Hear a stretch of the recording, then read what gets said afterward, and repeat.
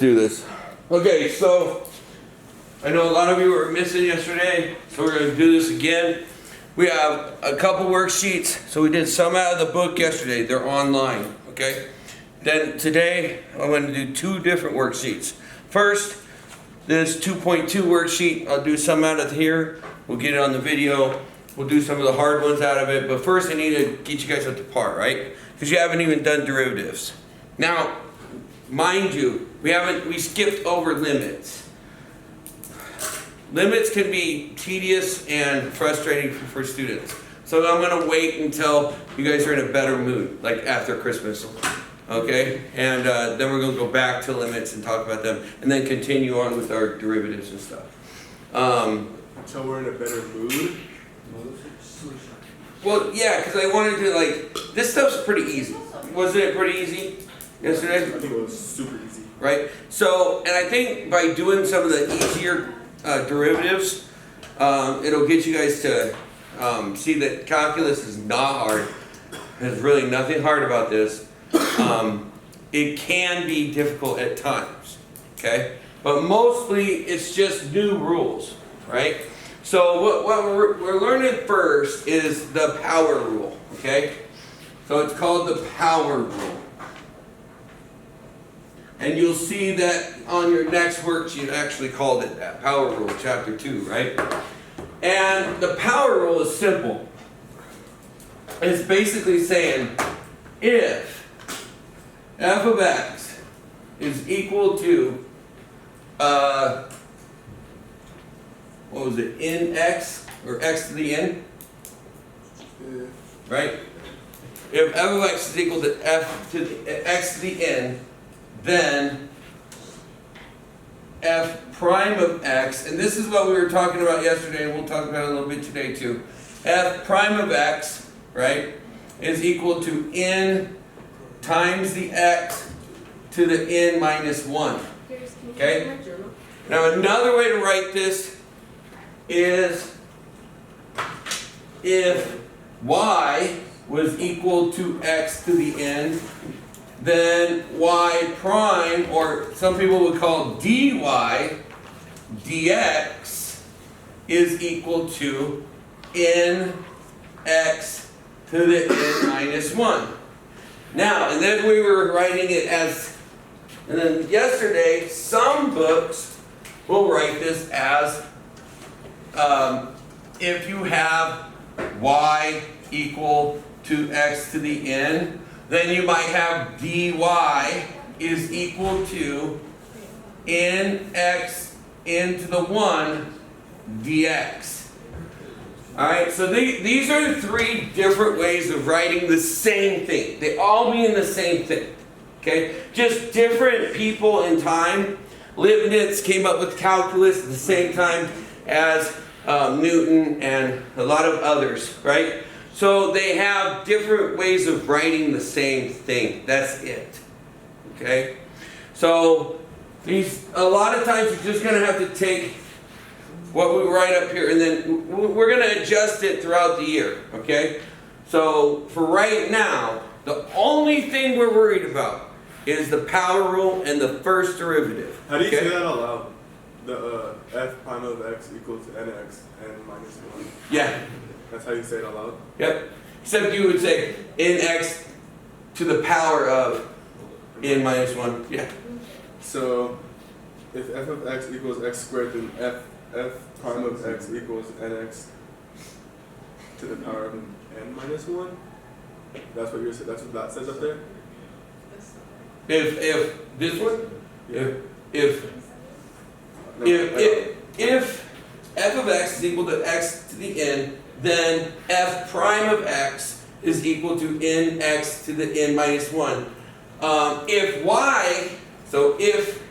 y is equal to x to the n, then dy dx is equal to nx to the n minus 1, right?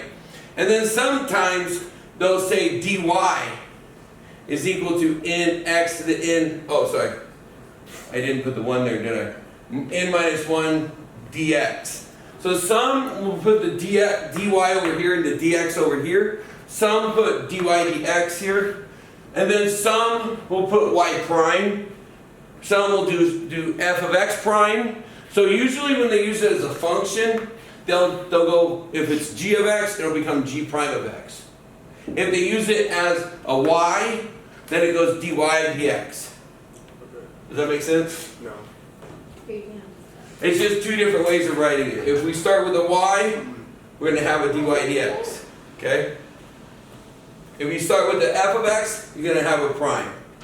Now, when I was learning calculus, when we started with a y, we went to a y prime. We didn't do the dy dx. It just didn't matter to us. Oh, you answered my question from yesterday?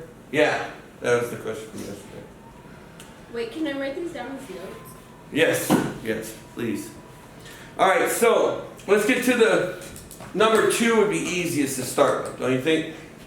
So, yesterday we learned the power rule, right? Darius? So the power rule is what?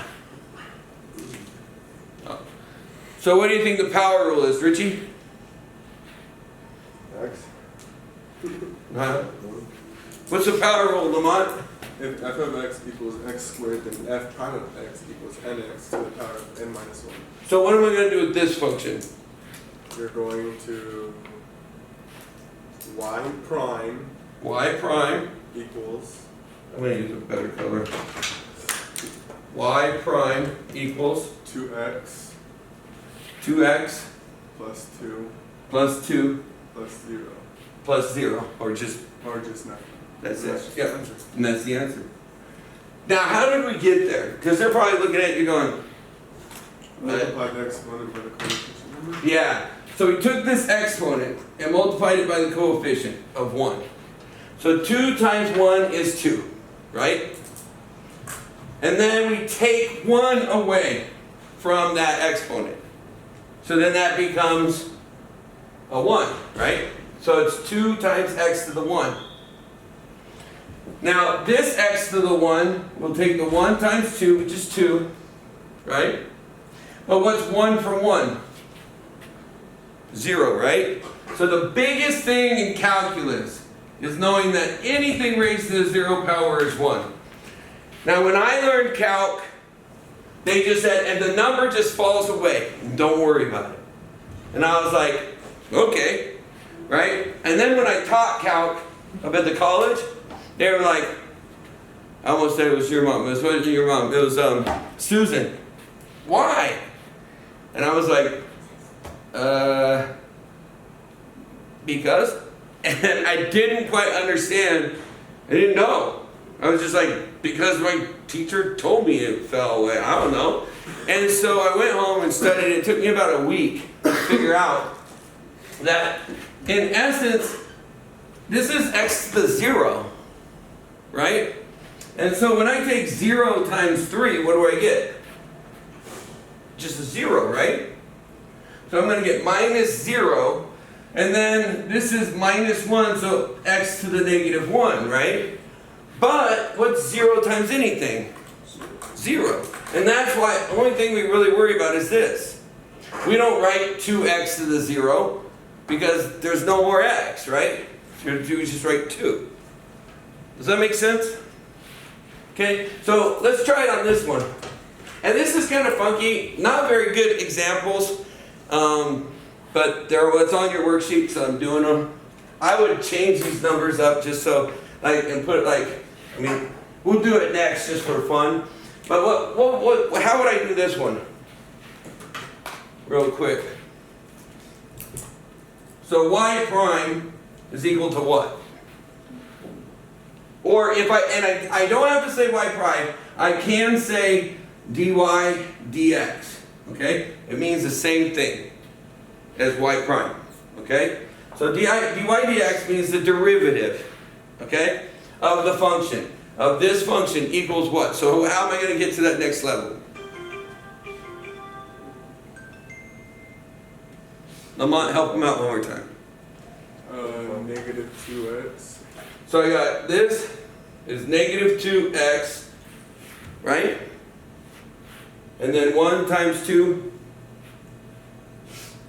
2. Okay. Are you sick? Curious? I just don't care right now. Look, like, tired or sick. And you're sick. So. Don't worry, I'm not gonna go put my gloves on. Sprays down the room. Alright. So, and that's it. That's done. Reese's congested. You need to spray your fucking throat. Okay? So let me show you one that might help a little bit. Okay? Now we did this back in Algebra 1, I remember, when Richie was in the room, and then we did it in Algebra 2, and Lamont was there, right? So I remember some of you seeing this before, right? And so I said, okay, what about this? What if y was equal to 3x to the 5th minus 4x to the 3rd plus 2x squared minus x plus 5? Okay? And so, how would I get the next derivative? Okay? So, what is y prime? Maybe 15x? Yes, good. 15x to the what power? Not the 5, not the none. 4. 4, good. You're taking 1 away. Oh, did you just write down your own problem? Yeah. I was about to write that down, but never mind. I wrote down my own problem just so you write it on the left side of your on your notes, because it's a good problem. This one shows all the steps, right? So hopefully, like normally I do this for my Algebra 1 students, boom, they got it the first try out, right? So then what? What do we do with the next one? Risa, Huh? what do we do here? Minus 12? No, I thought. Yeah, you're right. You were whole number 1 and 2. I figured that was 12. So 3 times 4, Yeah, right, 12, yeah. is 12, right? And then how many x's? 2. 2, right? Because you take 1 away. Yeah. Okay, now Risa. How do we do this one? Yeah? So 2 times 2? That's it.